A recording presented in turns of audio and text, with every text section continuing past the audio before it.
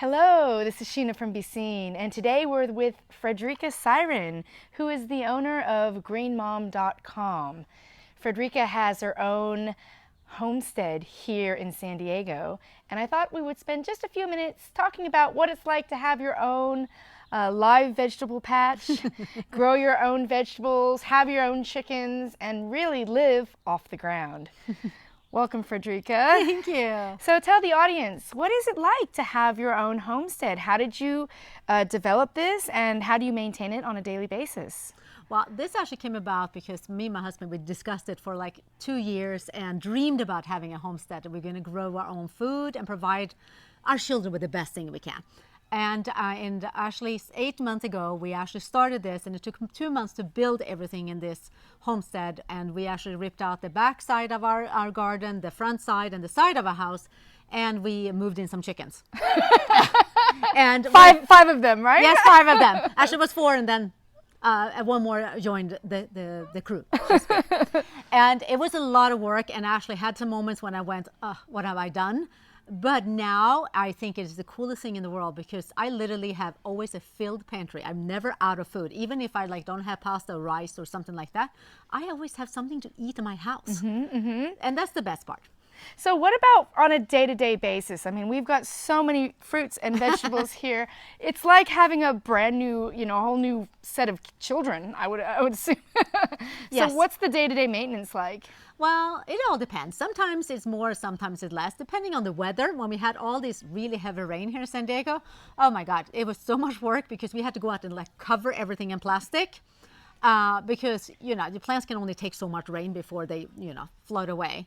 And also, our chickens are the most high maintenance, I would say, on this, because I love my chickens, but at 5:30, if you're not out there feeding them, they are cracking the whip, and they are screaming, and the neighbors don't tend to like that, or my kids either. So people ask me, do you have a rooster, because they sound like them, but they don't. Besides that, I mean, it's not very much. The chickens are very easygoing. You just feed them once a day, and then collect their eggs and clean the cage once a week. That's it. And they're kind of fun company, I would say, sometimes at least. And the vegetable garden, obviously we have, we had to grow food from, we're planting the seeds and growing plants from the seeds. So that's a little bit, you have to baby the seeds a little bit. But once you put the plants into the soil, like in the beds that we have here behind me, all you have to do is make sure you don't get bugs. And we had, last year we had the caterpillar butterfly come to visit, and we had probably 1 million caterpillars, which, to our son's delight, this was really fun, because they get to pick all the caterpillars. But it was a lot of work. And I even kept telling my husband, I don't think that I could live like Laura Ingalls, because if you lost your crop, you literally have nothing to eat. At least I can go to the store and buy my thing. But sometimes I'm wondering, isn't it easier to just go buy the food instead of growing it? But you know what? I would never change anything about this. Yeah. Frederica, you're really passionate about living organically. First of all, where did that passion come from? And do you have maybe 3 or 4 tips to share with the audience about the importance of living organically and becoming more green? Yeah, I think that actually I have always been more or less green, because I grew up with my mom being like that. But I think that once I became a mom about 10 years ago, it became much more important to protect my children from chemicals and all these harmful things. And the more I learned, the more it became a passion for me. So I would say my tips are the first thing, people always ask me, what is the first thing that we would do if you want to go green? And it's recycle. Start to actually sort through your trash to reduce the amount of trash. I used to have my trash can used to be just jam-packed with trash once a week. These days, I actually have a yard that's this much, and that is my trash for the whole year. Right. And it's because we actually recycle everything. We go through, and if you can't recycle it, we tend to not bring into the house. Mm-hmm.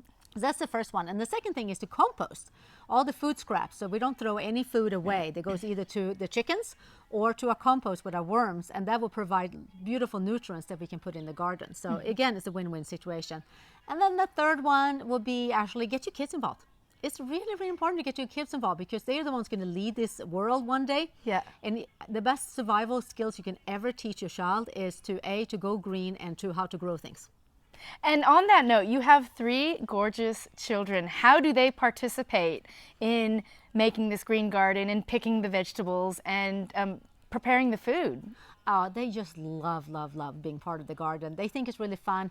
Everything from actually planting the seeds, they think is really great. And you can see them standing by the seeds and literally watching them grow. And of course, it takes a really long time, too long for them sometimes. But they love my daughter. Actually, since she was 3, she would hold the plants before we put them in the soil, and she would sing to them a little lullaby. And she always ended with, "Please grow." And I swear everything grew better.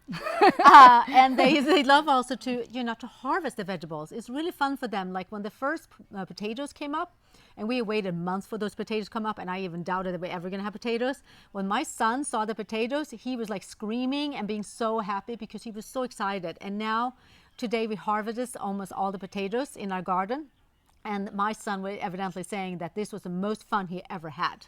Yeah, yeah. And you live right in the heart of San Diego, so it's not like you live on a farm. No. So this type of living is completely conducive to anybody that lives in a highly metropolitan city. Yeah. Well, my whole goal with the Green Mom, when I founded greenmom.com, was that I wanted to teach people that going green does not mean moving into like the forest or into a cave, turning off electricity.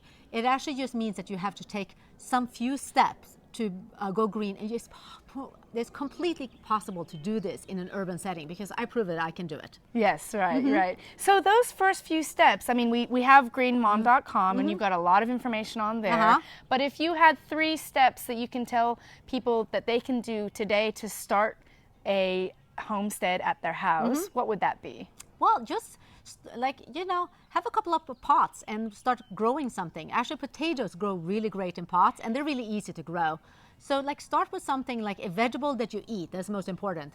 I have grown vegetables that I don't necessarily like or eat, and that's a really big mistake. So pick a vegetable that you eat and start growing it in your garden. Like I said, it doesn't have to be like as big as I do. Get a couple of chickens. You don't have to have 5 chickens. You can have 1, 2 chickens.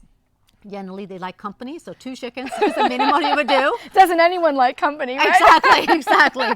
So that's it, because then you get fresh eggs, and it's like, I can tell you how fun it is to eat your own eggs. Yeah. It's very special to go get your own eggs. And they're different too. They've got a different color towards them. I mean, they look a bit green on the outside. Yeah, it all depending on what chicken you have. We have a very beautiful Americana, and she lays the most beautiful eggs. She's the most noisy chicken, but I forgive her because she lays the most beautiful eggs. Yeah. Really she rules the nest, doesn't she? She does. She definitely does. Oh, Fredrika, it's been wonderful being here at your home and on your homestead, and I'm just so impressed with everything that you've done. And it's not just you; it's the family. It's James. It's the kids as well. And I'm so impressed and so happy that you're using this as an example of how people can start to live sustainably and. A nice vision for the future. So I look forward to seeing more of you and learning more about how to live this way. So thank you so much. Thank you. My long lost friend. We've known each other for 15 years now. We met in England, and we didn't live so sustainable back then. No, no, we didn't. This is proven anyone, even party princesses like us, can become green moms. Thank you.